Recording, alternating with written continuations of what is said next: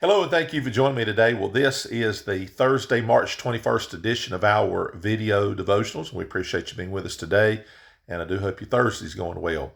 And we've got a pretty cool day here. We're down here on the kind of the southern end of the Outer Banks, and we've been down here. Tomorrow we'll leave and head back toward home there in the middle part of North Carolina, the central part. And but we've been down here visiting Christy's mom and dad, but the primary reason coming down was so I could participate in the spring share-a-thon for FBN Radio. And today's going to be my last day, and my shift today is about 4 hours later than the previous 11 to 3 p.m. shift. So my shift today will be 3 p.m. to 7 p.m., and then that'll be it for the spring share-a-thon, for me at least. So the Lord truly is doing great things with the radio station. We're raising the needed support. So if you could pray about that, I appreciate it. And again, if you want to visit for any reason, but certainly just kind of check it out if you're not familiar, FBN Radio. And many of you that know some of the preachers of the past, you would be thrilled to hear them. They're on there on a regular basis. You can do that via your smartphone, PC, and if there's an affiliate near you, then of course you get the programming just like it comes right out of Newport there. But at any rate, pray for the share-a-thon as we continue, and it will end kind of officially Saturday night at 10 p.m. So pray about it, that the Lord will bring in the necessary funds, and He does that through the people. It is a listener-supported ministry, but it goes around the world, an amazing ministry, and hopefully you can check that out if you don't know much about it. All right, so our theme this week has been to go through the book of Psalms, every fifth Psalm. So we've done Psalm 30, Psalm 60, Psalm 90, and then today we're going to do Psalm 120. And it's one of the shorter of the Psalms we see in the Bible.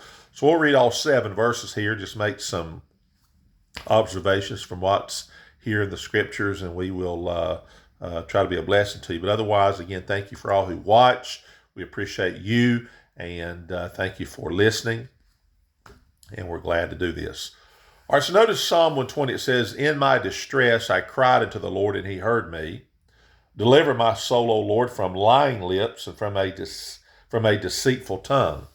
What shall be given unto thee, or what shall be done unto thee, thou false tongue? Sharp arrows of the mighty with coals of juniper. Woe is me that I sojourn in Mesech, that I dwell in the tents of Kedar. My soul hath long dwelt with him that hateth peace. I am for peace, but when I speak, they are for war." Very interesting psalm here, and of course it speaks about being in distress. Who has not been in distress before? So the great thing about being a child of God is you can cry to the Lord, and the Bible says, and He heard me, and He will hear. So that's a blessing. I want to come down here to verses 6 and 7, though. Interesting thought here. My soul hath long dwelt with him that hateth peace. Imagine someone that hates peace.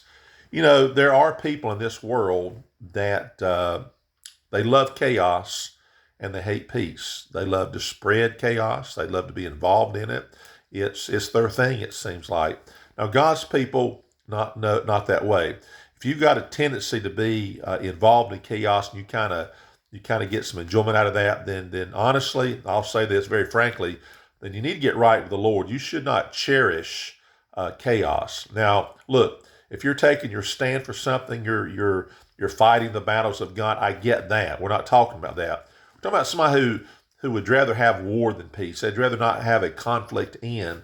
They just sooner conflict continue on and on and on, and often for reasons that are not of any consequence except for selfish desires or what have you. So here's the psalmist speaking, "My soul hath long dwelt with him that hateth peace." That's not a good thing. We live in a nation where it seems like there's groups and individuals that they would fit that description.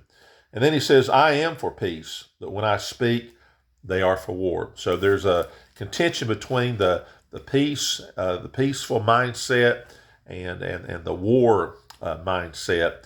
And when it comes to the individual that's lost, they in essence are in war with God. They're in conflict against God.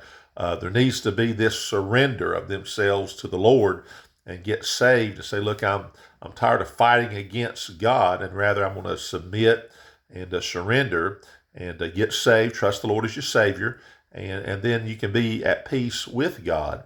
And certainly the Bible tells us about the fruit of the Spirit. The fruit of the Spirit is love, joy, peace.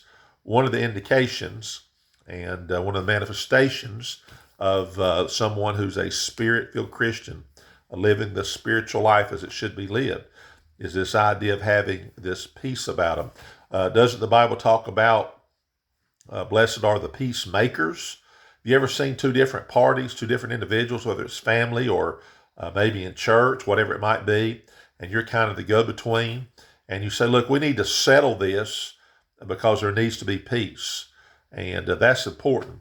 And so people that can bring about peace, that's pretty special. And we're not talking about at the expense of what's right and at the expense of at the detriment of that which is right. We're talking about to see peace. And does the Bible say that Jesus is the Prince of Peace?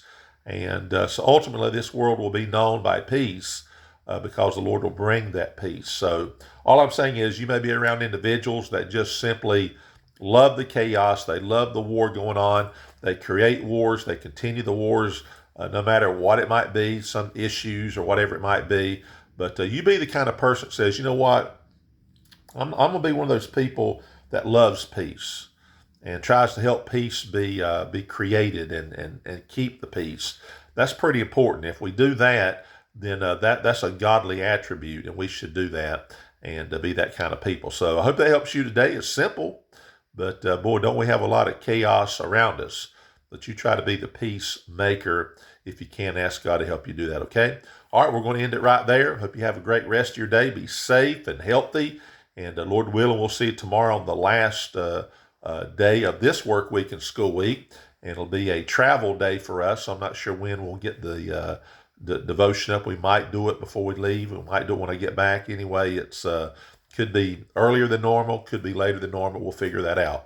Otherwise, we've had a good week thus far. And Chrissy's been able to see her mom and dad, spend time with them, and of course myself also.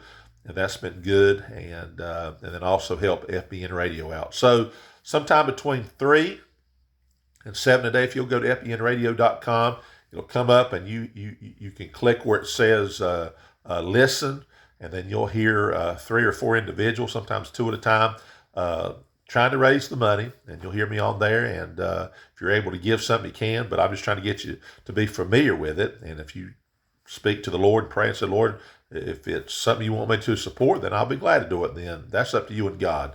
Otherwise, we just love for you to hear it and just kind of hear us as we spend this time this week trying to raise those funds. All right, have a wonderful day, and thank you for watching.